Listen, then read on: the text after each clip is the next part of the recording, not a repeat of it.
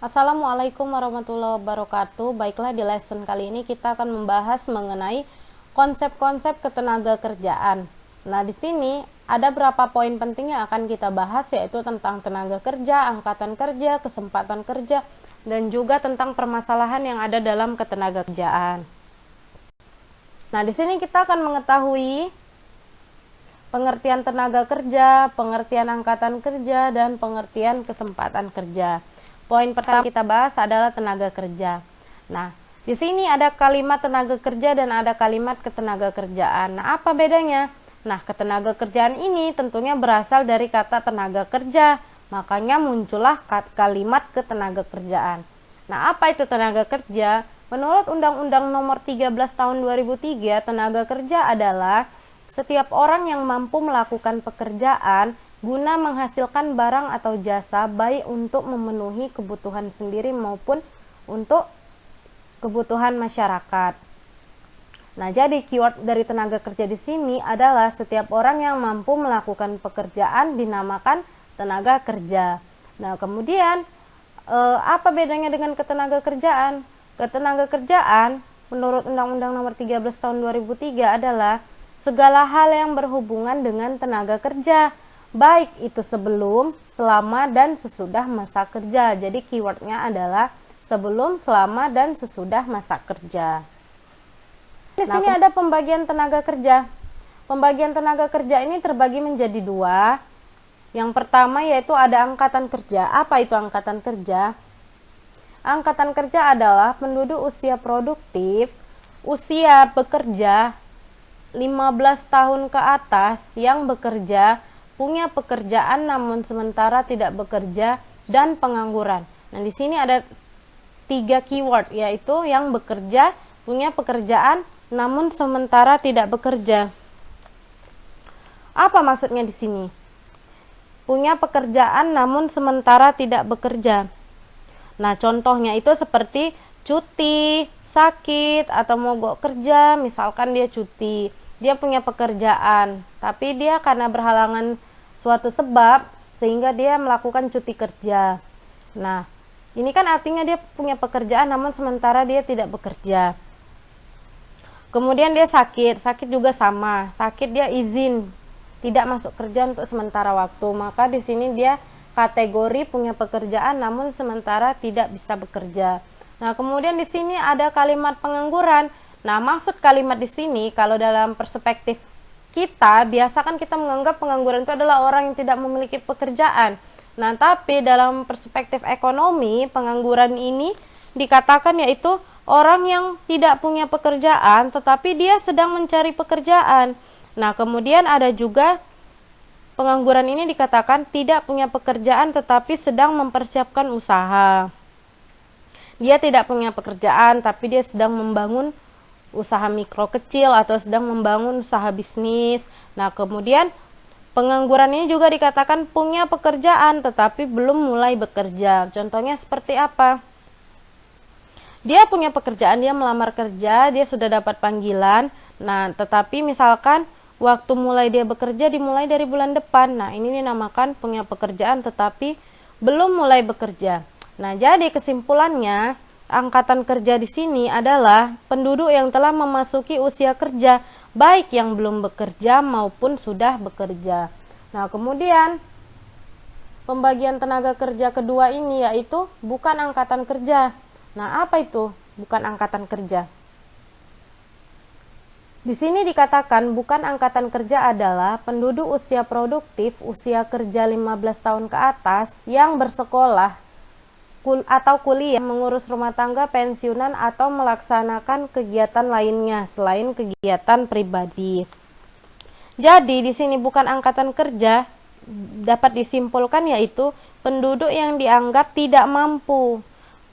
Tidak mampu ini seperti apa? Ya, tidak mampu kurang dari 15 tahun ataupun lebih dari 64 tahun, sehingga mereka ini tidak mau bekerja walaupun ada permintaan pekerjaan. Nah, jadi di sini yang membedakannya adalah dikatakan bukan angkatan kerja apabila dia di bawah usia 15 tahun atau di atas 64 tahun. Nah, kalau di bawah 15 tahun kan berarti bukan angkatan kerja. Nah, kalau lebih 64 tahun, ada kemungkinan sudah memasuki usia pensiun. Nah, jadi dia ini walaupun ada tawaran bekerja, dia tidak mau bekerja. Nah, kalaupun misalkan dia masih ingin bekerja, nah permintaan tenaga kerja untuk golongan tersebut itu terbilang susah. Nah, karena usianya tadi, usia yang sudah memasuki masa pensiun. Nah, contohnya yang bukan angkatan kerja ini siapa? Contohnya itu IRT, ibu rumah tangga, pensiunan, atau orang yang lagi sekolah, atau orang yang lagi menempuh pendidikan atau kuliah. Nah, inilah yang dinamakan bukan angkatan kerja. Seperti kalau di bawah 15 tahun seperti anak kecil. Nah, kemudian ada pelajar. Seperti itu. Nah, itu semua dinamakan bukan angkatan kerja. Jadi di sini yang dinamakan angkatan kerja adalah penduduk yang kurang dari 15 tahun atau lebih dari 64 tahun. Sekarang poin tenaga kerja sudah selesai. Nah, kemudian kita masuk ke poin yang kedua, yaitu tentang angkatan kerja. Apa itu angkatan kerja? Angkatan kerja adalah tenaga kerja yang siap, mampu, dan berkeinginan atau bersedia untuk bekerja jika terdapat kesempatan kerja. Nah, keywordnya di sini, jika terdapat kesempatan kerja. Nah, jadi setiap orang yang berkeinginan atau bersedia untuk bekerja dinamakan adalah angkatan kerja.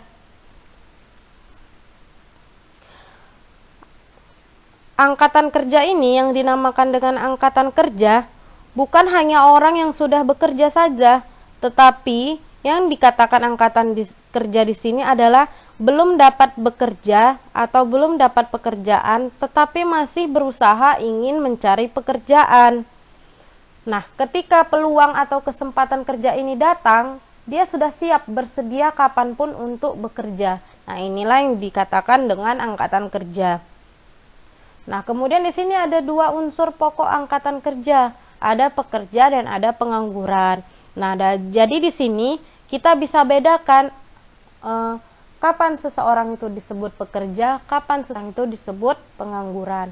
Nah, yang pertama yaitu ada pekerja. Apa itu pekerja? Nah, pekerja yang dimaksud di sini adalah orang yang mempunyai pekerjaan atau orang yang sedang bekerja. Jelas ya? Nah, jadi yang dinamakan pekerja adalah orang yang mempunyai pekerjaan atau orang yang sedang bekerja. Jadi, golongan pekerja di sini adalah orang-orang yang benar-benar sudah memiliki pekerjaan, bukan orang yang sedang mencari pekerjaan. Nah, kemudian yang kedua itu ada golongan pengangguran. Nah, di sini pengangguran itu adalah orang yang tidak mempunyai pekerjaan atau sedang mencari pekerjaan. Nah, jadi di sini mereka ini sudah memasuki, artinya mereka ini sudah memasuki usia kerja, tetapi belum terserap oleh permintaan kerja. Inilah yang dinamakan oleh pengangguran. Mereka ini sudah memasuki angkatan bekerja, sudah memasuki usia kerja produktif, tetapi mereka ini belum diserap oleh permintaan kerja. Nah, karena saking banyaknya permintaan pekerjaan, tetapi penawaran lowongan kerja itu sangat sedikit. Nah, jadi disinilah poin dari angkatan kerja. Nah, kemudian yang selanjutnya itu ada poin kesempatan kerja. Nah, apa itu kesempatan kerja? Nah, kemudian di sini kesempatan kerja adalah suatu keadaan ketika peluang kerja tersedia bagi para pencari kerja, atau dapat diartikan jumlah lapangan kerja yang tersedia bagi masyarakat, baik jumlah lapangan kerja yang sudah ditempati maupun yang masih kosong. Jadi di sini kesempatan kerja dimaksud adalah peluang atau kondisi di mana orang yang sudah mau bekerja atau sanggup bekerja bisa mendapatkan pekerjaan. Inilah yang dinamakan dengan kesempatan kerja. Kesempatan kerja ini sama dengan peluang. Nah, ketika peluang itu muncul, nah, orang yang mau bekerja atau sanggup bekerja tadi, dia siap langsung ditempatkan atau dapat panggilan pekerjaan itu, dia sudah siap untuk memasuki dunia kerja. Nah, jadi itulah yang dinamakan dengan kesempatan kerja. Kemudian di sini ada faktor yang mempengaruhi kesempatan kerja. Apa saja faktor yang dapat mempengaruhi kesempatan kerja? Yang pertama itu ada pendidikan, pengetahuan, keterampilan, dan keahlian. Maksudnya seperti apa? Bagaimana pendidikan, pengetahuan, keterampilan, dan keahlian ini bisa mempengaruhi kesempatan kerja? Nah, jadi seperti ini. Misalkan pendidikan kita tinggi, maka kesempatan kerja kita juga banyak. Beda hal ketika pendidikan kita kurang, nah maka kesempatan kerja itu juga minim atau sedikit. Nah, ketika pengetahuan, keterampilan, dan keahlian kita banyak atau bagus, nah maka peluang kesempatan kerja kita juga semakin luas. Nah, peluang kerja kita ini akan semakin terbuka lebar karena kita punya skill, kita punya kemampuan, kita punya pendidikan, dan kita juga punya keterampilan yang bagus. Seperti itu. Nah, kemudian faktor yang kedua itu ada usia tenaga kerja. Usia tenaga kerja di sini artinya orang yang usianya sudah tua seperti 40 tahun ke atas, maka skill atau kesempatan kerja mereka semakin sedikit dibanding orang yang baru tamat kuliah, masih 20-an, atau misalkan masih di usia 20 tahun ke atas, masih kategori usia muda. Nah, itu akan memiliki masih banyak kesempatan bekerja. Nah, inilah faktor usia tenaga kerja ini mempengaruhi. Nah, misalkan di sebuah perusahaan, biasa di perusahaan itu kan dipatokkan. Misalkan buka lowongan kerja, tetapi yang dibutuhkan usia maksimal 27 tahun. Nah, artinya apa? Artinya orang yang udah 20 tahun ke atas tidak diperbolehkan untuk melamar ke perusahaan tersebut. Seperti itu. Nah, kemudian yang ketiga ini ada faktor lapangan kerja yang tersedia. Lapangan kerja yang tersedia ini artinya semakin banyak lapangan kerja, maka semakin banyak juga kesempatan kerjanya. Nah, kemudian di poin ini kita akan membahas mengenai jenis-jenis tenaga kerja.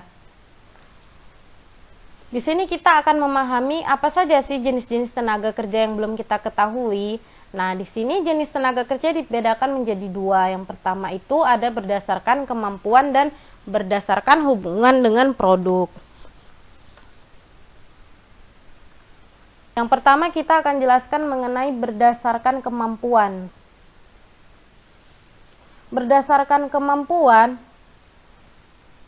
di sini dapat dibedakan menjadi tiga, yaitu tenaga kerja terdidik, tenaga kerja terlatih, dan tenaga kerja tidak terdidik dan tidak terlatih.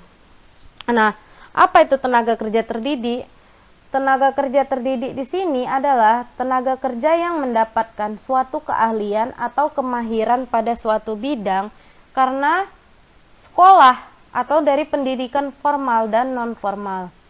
Nah, artinya dia dikategorikan sebagai tenaga kerja terdidik ini adalah ketika dia mendapatkan keahlian atau kemahirannya ini sumbernya yaitu dari sekolah, baik dari pendidikan formal dan non formal. Contohnya seperti dokter, guru, dosen. Nah, dokter, guru, dan dosen ini mereka mendapatkan bidang profesinya itu kan dapatnya dari sekolah atau dari pendidikan tinggi, baik formal maupun non formal. Nah, kemudian ada tenaga kerja terlatih. Tenaga kerja terlatih di sini artinya tenaga kerja yang memiliki keahlian dalam bidang tertentu yang didapat melalui pengalaman kerja. Nah, keywordnya di sini adalah pengalaman bekerja. Nah, kalau tadi tenaga kerja terdidik ini didapatkan dari pendidikan formal dan non formal, nah kalau tenaga kerja terlatih di sini dia mendapatkan keahliannya itu berdasarkan pengalamannya. Contohnya apa? Contohnya di sini supir, pelayan, toko, tukang masak, montir, atau pelukis. Nah, bidang-bidang tersebut itu kan bisa kita dapatkan bukan hanya terpatok dari sekolah, tapi kita juga bisa dapatkan dari pengalaman kita, bisa belajar dari teman, kemudian kita bisa dalam hal membantu teman dalam bekerja. melihat teman dalam bekerja. Nah, itu kan bisa kita jadikan pengalaman-pengalaman dan kemudian bisa menumbuhkan keahlian kita dalam bidang tertentu. Misalkan nih, kita ingin bisa setir mobil, kita pengen bisa bawa mobil, kita bisa minta bantu ajarkan teman yang bisa. Nah, kita pun juga akan mendapatkan pengalaman dalam menyetir mobil. Nah, kemudian di sini ada tenaga kerja kasar. Tenaga kerja kasar ini masuk kategori tenaga kerja tidak terdidik dan tidak terlatih. Maksudnya apa? Sudah tidak terlatih dan tidak pula terdidik. Lalu dia dari mana mendapatkan keahlian bidangnya dalam bekerja kalau sudah tidak terlatih dan tidak terdidik? Nah, di sini mereka dikategorikan tenaga kerja kasar yang hanya mengandalkan tenaga saja. Contohnya seperti apa? Banyak, seperti buruh angkut, kuli bangunan, tukang beca, dan masih banyak lagi. Nah, mereka ini adalah orang-orang yang mengandalkan tenaga. Mereka ini tidak memiliki keahlian dalam bidang pendidikan ataupun dalam bidang pengalaman, tetapi mereka ini adalah buruh kasar atau tenaga kerja kasar yang hanya mengandalkan tenaga. Seperti kuli bangunan itu kan mereka mengandalkan tenaganya. Seperti itu. Nah, kemudian setelah selesai berdasarkan kemampuan, poin yang kedua itu ada hubungan dengan produk. Masih kategori jenis-jenis tenaga kerja. Nah, yang kedua ini adalah berdasarkan hubungan dengan produk. Berdasarkan hubungan dengan produk, di sini dibedakan menjadi tenaga kerja langsung dan tenaga kerja tidak langsung.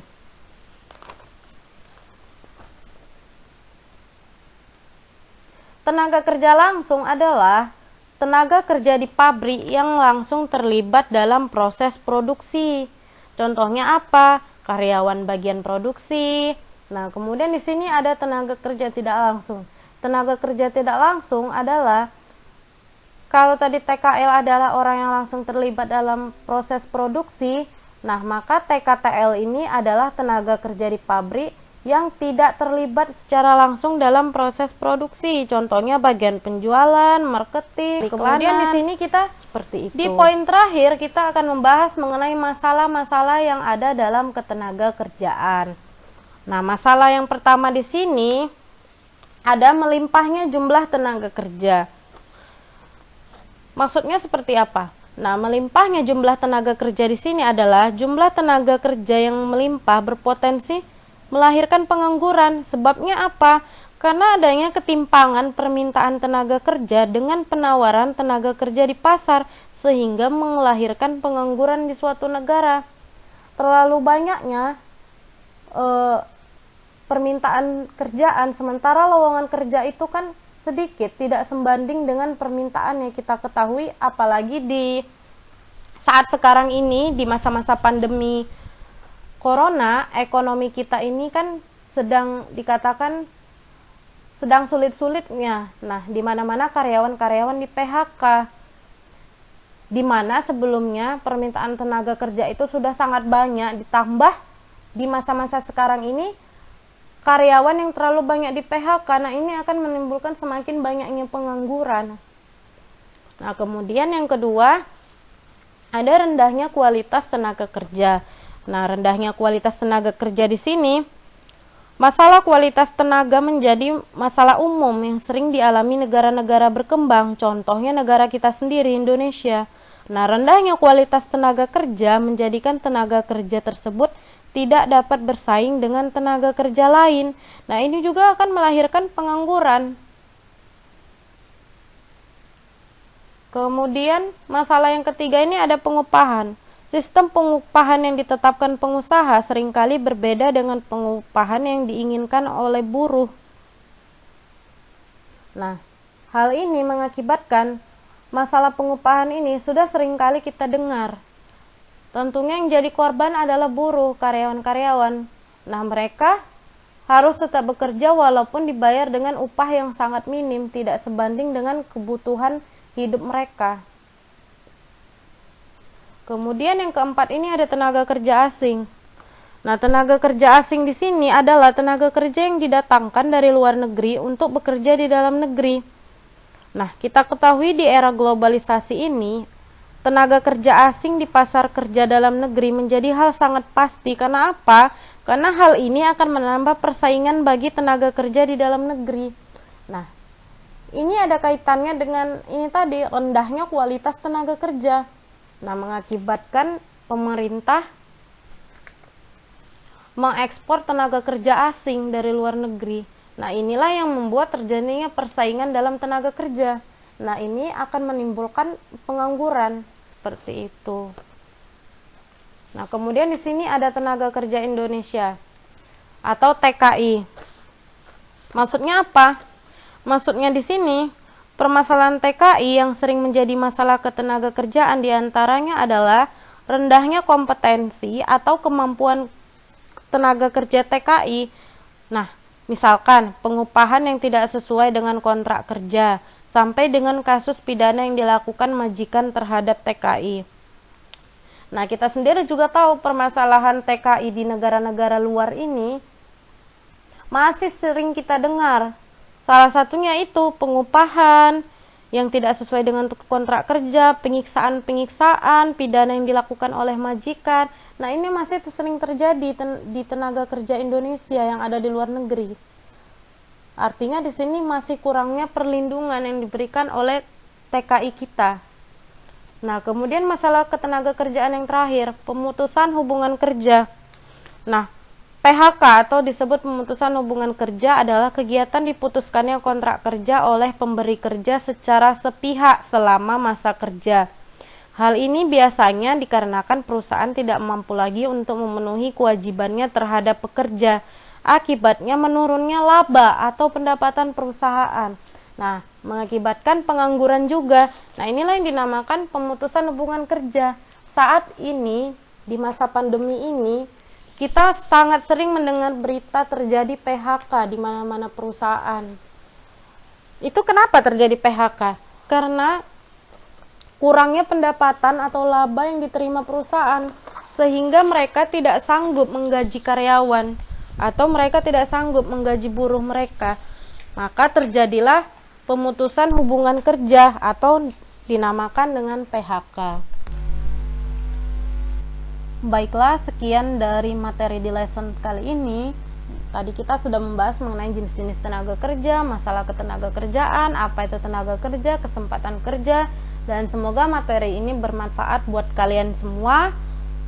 See you next time. Assalamualaikum warahmatullahi wabarakatuh.